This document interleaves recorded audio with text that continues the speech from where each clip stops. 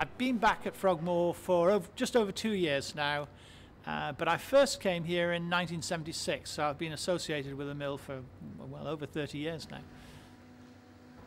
I left school at 16 and went into a small mill without any real expectations. It was just a job, and I think I probably fell in love with it then, and I'm quite good at it. And if you find something that you enjoy doing and you're able to make a real contribution, then obviously that's what you carry on, and work ceases to become work, really. Obviously I get paid for it, and I wouldn't be doing it if I wasn't paid for it.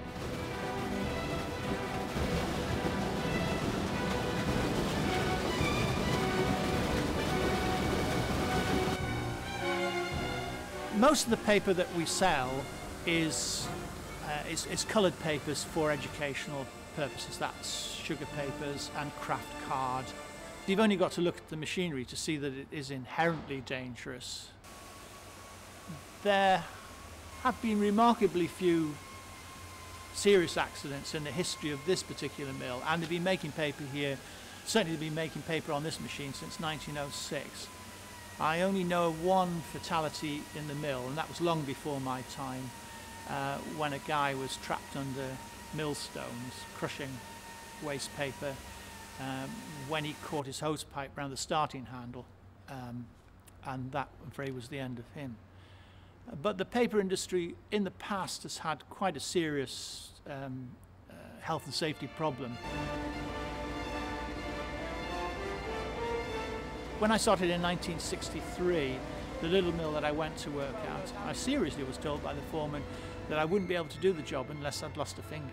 And probably a quarter of the people who worked in the machine house had had their fingers nipped or removed by the machinery.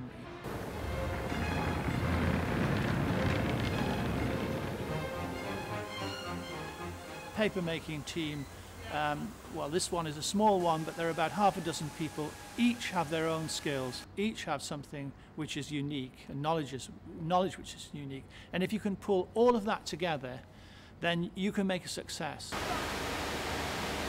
Hi Johnny, you've got the screen going, yeah? Okay, another down.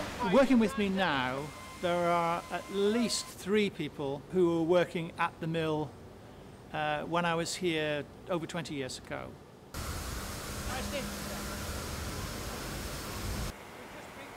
Hanif, I started him, well, I think probably in about 79. I actually engaged him, and he's been working here ever since. How much dye are you putting in this? 25 kgs. The bag on this side, what's he putting on the other side? Half a bag on the other side.